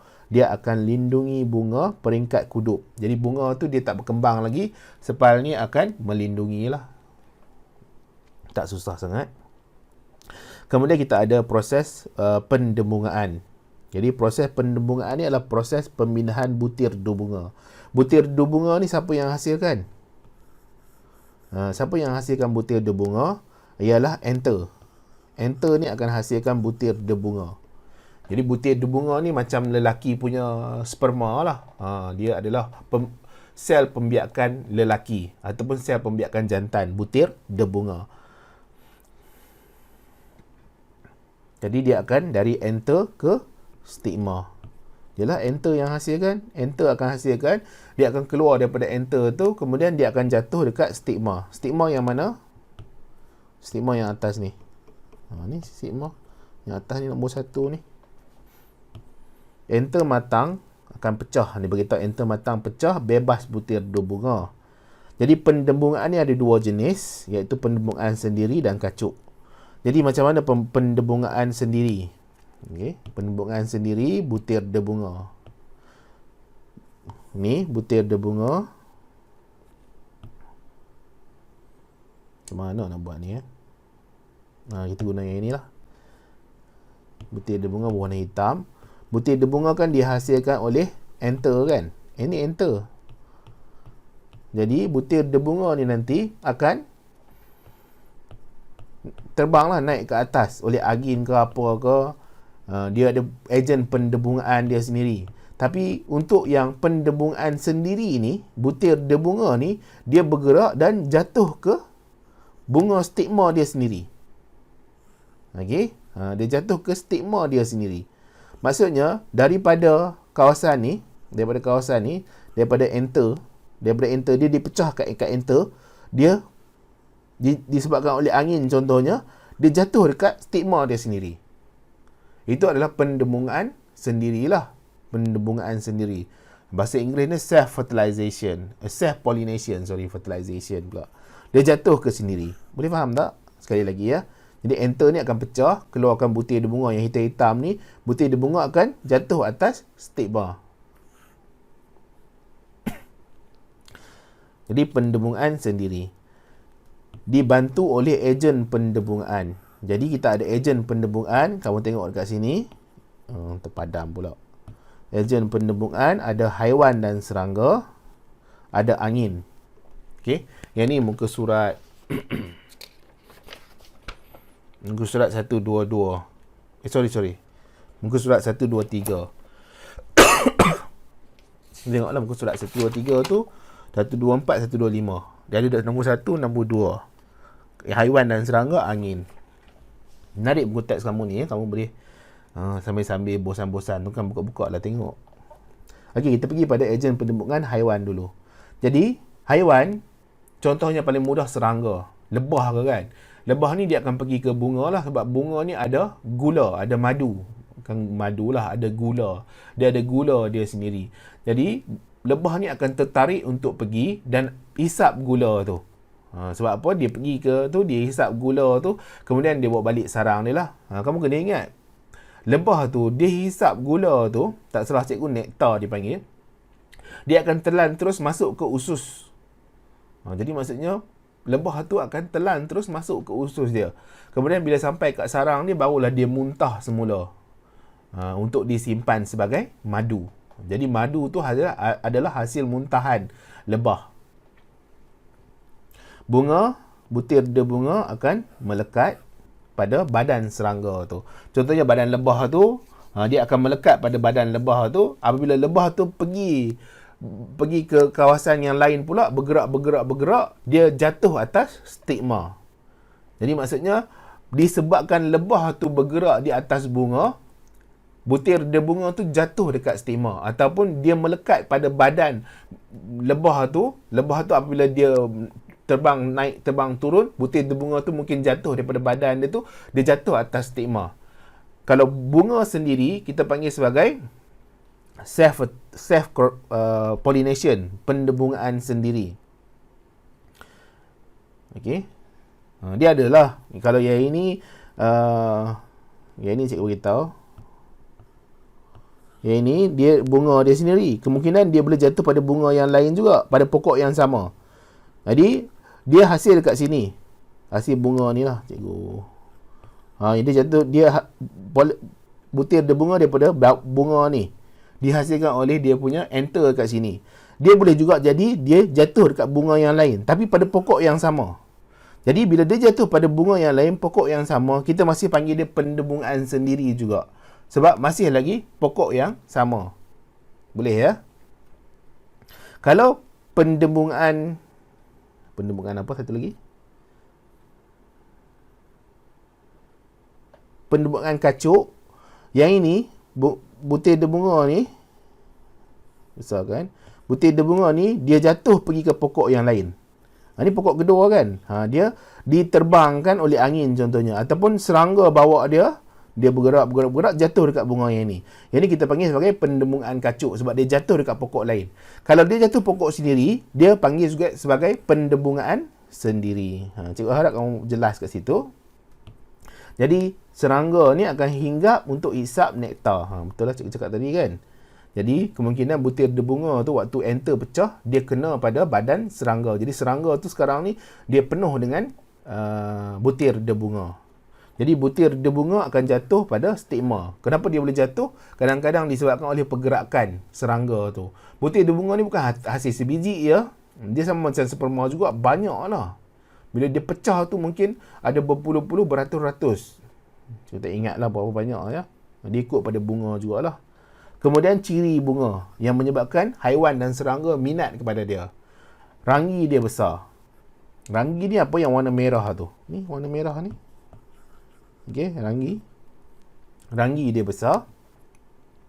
Rangi warna-warni, dia bernektar, harum, butir debunga, kasar dan lekit. Jadi butir debunga tu sendiri kasar dan lekit menyebabkan dia senang melekat kepada serangga. Jadi serangga tu yang bila dia bergerak tu yang menyebabkan butir debunga boleh jatuh. Ada pokok-pokok contohnya durian, rambutan, betik, bunga raya, bunga matahari, bunga ros. Yang ni cikgu ambil contoh terus daripada buku teks lah. Kemudian yang dibawa oleh angin. Ada juga jenis bunga, butir debunga yang disebarkan. Didebungakan oleh angin. Itu butir debunga ni jenis yang ringan. Jadi senanglah angin nak tolak kan. Dia angin akan tiup angin. Ciri dia warna putih, pudar, stigma panjang, berbulu, butir debunga banyak, kecil, licin, ringan. Filaments dan stil panjang. Nanti kamu tengok balik apa benda tu. Filament stil cikgu dah terang tadi. Contohnya jagung, rumput, padi. Okey. Jadi pendembungan ni dia untuk pendembungan kacuk ni dia ada kelebihan sedikit lah. Jangan kadang-kadang pendembungan kacuk ni digunakan untuk dapatkan pokok-pokok yang bagus. Okey. Jadi pokok jenis yang pendembungan kacuk ni dia dapat sesuaikan diri. Okey. Jadi sebab dia apa? Sebab dia punya ciri yang pelbagai. Dia macam manusia jugalah. Dia punya ciri yang pelbagai. Jadi dia dapat sesuaikan diri. Cikgu nak terang lebih pun takut nanti kamu tak faham. Jadi antara yang mudah kamu boleh tanya cikgu kat sekolah lah, yang antara yang pentingnya. Dapat sesuaikan diri, pokok lebih sihat, daya tahan penyakit lebih kepada perosak. Tapi kacukan tu dia mesti kacukan yang bagus lah. Dua-dua pokok tu bagus. Kalau pokok tu dua-dua tak bagus, masalah jugalah. Variety tumbuhan akan lebih banyak, biji benih lebih berkualiti. Jadi biji benih lebih berkualiti, pokok pun lebih berkualiti. Kemudian kita ada contoh. Pendembungan kacuk ni. Jenis teknologi kacukan ni. Muka surat 126. Jadi kamu boleh buka muka surat 126. Ini adalah muka surat 126 buku teks. Kita ada pokok kelapa sawit. Pokok kelapa sawit ni hasil kacukan antara pokok kelapa sawit jenis Pisifera dengan Dura. Jadi bila dah kacuk Pisifera Dura, dia dapatlah pokok Tinera. Jadi buah Tinera dia, pokok Tinera ni buah dia lebih hasil. lebih isi, tempurung nipis. Maksudnya, dia boleh hasilkan lebih minyak dan senang nak proses. Sebab apa tempurung dia nipis? Sebab tak salah cikgu, ada salah satu ni, sama ada Piscifera atau Dura ni, tempurung dia tebal. Jadi tak nak macam tu. Jadi dia kena buat kacukan untuk dapatkan ciri-ciri yang bagus antara Piscifera dan Dura. Jadi bila dia kacuk, dia dapat Tinera. Tinera ni sangat-sangat berkualiti tinggi dan sangat-sangat menguntungkan syarikat-syarikat ataupun kilang-kilang yang nak proses minyak kelapa sawit ni. Okey. Kemudian kita ada betik. Betik, iaitu ada jenis betik Subang 6, Sunrise Solar. Ni ada dalam buku teks tu ya. Akan hasilkan betik exotica. Dia kacuk antara dua jenis betik ni. Jadi exotica ni akan lebih manis, isi dia lebih bagus lah. Lebih tebal. Kemudian ada pokok padi. Padi ni dia kacuk antara Siam 26 dengan Pebi Fan.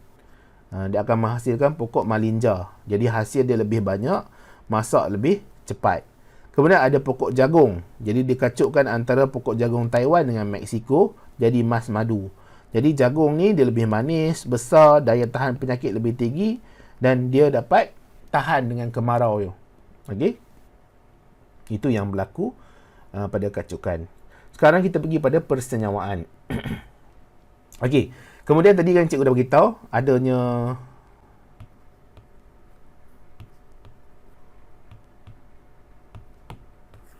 ni kan, bunga ni dia akan jatuh. Bunga ni dihasilkan oleh enter. Dia akan jatuh dekat stigma kan. Jadi sekarang ni dah jatuh ke stigma lah, dibawa oleh ejen pendemuan. Yang kamu belajar haiwan, serangga ataupun angin. Jadi kita nak tengok macam mana proses tu. Jadi ni butir debunga. Butir debunga ni dibawa oleh serangga ataupun haiwan jatuh ke stigma. Okey, butir debunga jatuh ke stigma. Kemudian butir debunga, tiup debunga akan tumbuh ke arah ovari bawa gamet jantan. Jadi kalau kamu nampak kat sini,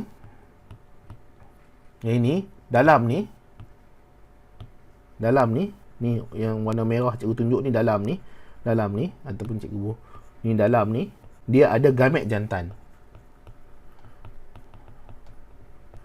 Okey, dia ada gamet jantan ataupun sel pembiakan jantan dalam butir debunga tu.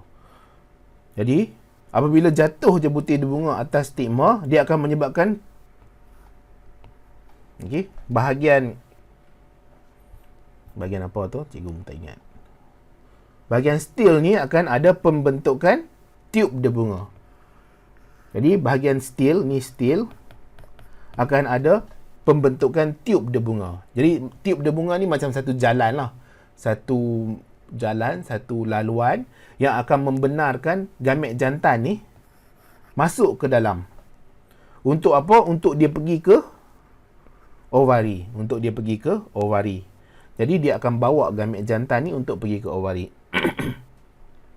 Jadi butir debunga, tiup debunga, gamet jantan, sampailah dia ke ovari. Apabila dia sampai je ke ovari, dia akan masuk ke dalam ovari, akan berlaku persenyawaan dengan gamet betina. Gamet betina ni di dalam ovari, dalam ovules tu. Dekat ovul lah. Okay, dia ada gamet betina. Jadi akan berlaku persenyawaan dengan gamet betina. Jadi dia akan hasilkan sel tumbuhan yang baru lah. Okey, bila dah berlaku persenyawaan antara gamet jantan dengan gamet betina, di dalam ovari ni, di ovul ni, dia akan jadi biji lah. Dia akan jadi biji ataupun bijiran ni. Jadi dia ada jenis yang biji kacang dicotyledon, biji kacang dicotyledon dengan biji jagung monocotyledon. Jadi kita tengok pada struktur dia, dia pandangan hadapan, ada dipanggil sebagai hilum, micropyle, testa. Nanti kita tengoklah apa fungsi dia tu. Jadi pandangan keratan memanjang, dia ada testa di sini, ada plumo, ada radicals, ada cotyledon. Ketiga-tiga ni 1, 2, 3 ni adalah embryo. Okey. Kemudian kita ada biji jagung monocotyledon. Yang ni biji-biji ni hasil daripada mana? Hasil daripada gamet jantan ni yang bersenyawa dengan gamet betina. Gamet jantan ni datang daripada mana? Datang daripada butir debunga. Butir debunga ni asal daripada mana? Daripada enter. Enter tu adalah organ pembiakan jantan. Untuk betina pula, gamet betina ni dihasilkan dalam ovari, di ovul. Ovul akan hasilkan gamet betina. Jadi maksudnya gamet jantan ni dia kena pergi ke stigma dulu, masuk ke dalam stil. Jadi ada tube dia bunga tu, kemudian dia akan pergi ke ovari. Dekat ovari tu nanti barulah dia bertemu dengan gamet betina. Berlakulah persenyawaan di situ. Jadi bila dah berlaku persenyawaan, dia akan jadi biji inilah. Individu baru ni adalah biji ini. Okey, individu baru adalah biji itu. Jadi biji itu pula ada terbahagi kepada dua jenis. Kita ada dicotyledon dengan monocotyledon. Jadi contoh yang ada kat sini biji kacang dengan biji jagung. Okey. Jadi untuk biji jagung ni pandangan hadapan dia ada kulit radicals. Kemudian ada kulit biji, dia ada endosperma, cotyledon, plumo, radical. Ini ada dalam muka surat 127. Muka surat 127. Boleh tengoklah. Kita tengok pada fungsi dia. Okey, bahagian biji benih, kulit biji. Kulit biji testa. Lindungi biji benih. Hilum. Ni hilum kan. Hilum akan tempat biji benih lekat pada buah. Tempat biji benih lekat pada buah. Jadi biji benih ni kadang-kadang bahagian luar dia tu ada buah. Okey, sebab apa? Kawasan ni nanti, yang dalam ni akan jadi biji. Yang ovari ni, ini ovari ni, dia akan jadi buah. Contohnya buah mangga. Jadi buah mangga tu, isi yang kamu duk makan, duk pepah tu kan. Ataupun kalau dah masak dia manis tu kan, itu ovari. Yang biji dalam dia tu adalah ovul. Boleh ya?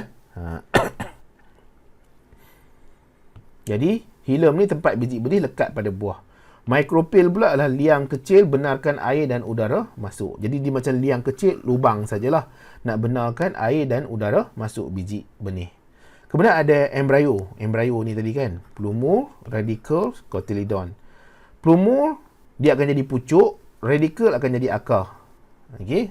P itu pucuk. P, pucuk lah.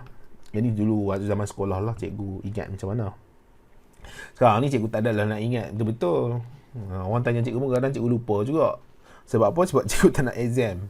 Jadi faham tu faham. Kadang ingatan tu tak berapa nak kukuh lah. Kemudian ada cotyledon, endosperma. Jadi cotyledon, endosperma ni adalah untuk simpanan bekal makanan untuk biji benih bercambar. Minta maaf lah ya, batuk. Kemudian percambahan biji benih. Dia proses dia macam mana dia nak bercambah biji benih itu. Bercambah tu maksudnya dia nak tumbuh pucuk dan tumbuh akar daripada biji benih itu. Macam kamu makan buah mangga kan. Buah mangga tu buah pelam lah. Ataupun ada orang panggil pauh. Jadi makan isi luar dia tu, yang ovari dia tu jadi buah tu. Tengah-tengah tu jadi biji kan. Jadi dia akan ada keluar nanti. Satu hari dia akan keluar pucuk dan keluar akar. Akar ni akan pergi ke tanah lah. Pucuk ni akan naik ke atas. Jadi apa yang berlaku dulu, testa akan pecah. Testa ni bahagian mana? Bahagian kulit luar ni yang lindungi biji benih ni akan pecah. Kemudian bila dia pecah, radikal akan mula muncul. Radikal yang jadi akar ni akan mula muncul. Okey, sekali lagi, radikal yang jadi akar. Ni, radikal yang jadi akar ni akan mula muncul. Kemudian radikal akan tumbuh bentuk akar. Lepas tu barulah plumo tumbuh atas jadi pucuk.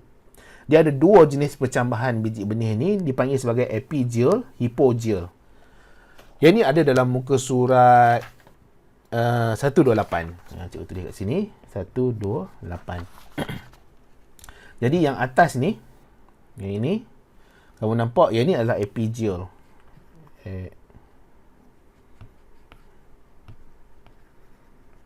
Epigeal. Yang ni adalah hypogeal. Kalau kamu tengok kat sini, cotyledon keluar dari tanah. Cotyledon keluar daripada tanah. Maksudnya yang ni, yang ini ni, dia duduk dalam tanah kan. Dia keluar daripada tanah. Bila dia keluar daripada tanah, dia akan jadi dewasa. Dia ada bahagian atas dekat situ. Iaitu adalah epigeel. Cotyledon ni fungsi dia apa? Dia untuk simpanan bekal makanan untuk biji benih bercambah. Untuk yang hipogeel pula, cotyledon dalam tanah. Jadi cotyledon dalam tanah. Jadi dia tumbuh pucuk dan akar. Cikgu ulang sekali lagi ya. Apa proses yang berlaku dalam pencambahan biji benih ni? Testa akan pecah. Radikal mula muncul. Radikal tu yang jadi akar tu. Nampak tak? Radikal mula muncul. Okey, radikal mula muncul. Lepas radikal mula muncul, radikal akan bentuk akar. Lepas tu barulah pelumur tumbuh ke atas menjadi pucuk. Dia ada dua jenis. Satu epigeel. Epigeel ni, cotyledon dia ni duduk dekat dalam. Cotyledon ni ditolak keluar, duduk dekat luar. Kalau untuk yang hipogeel ni, dia duduk dekat dalam. Jadi itu adalah apa yang berlaku untuk tumbuhan. Okey. Mana? Pembiakan tumbuhan.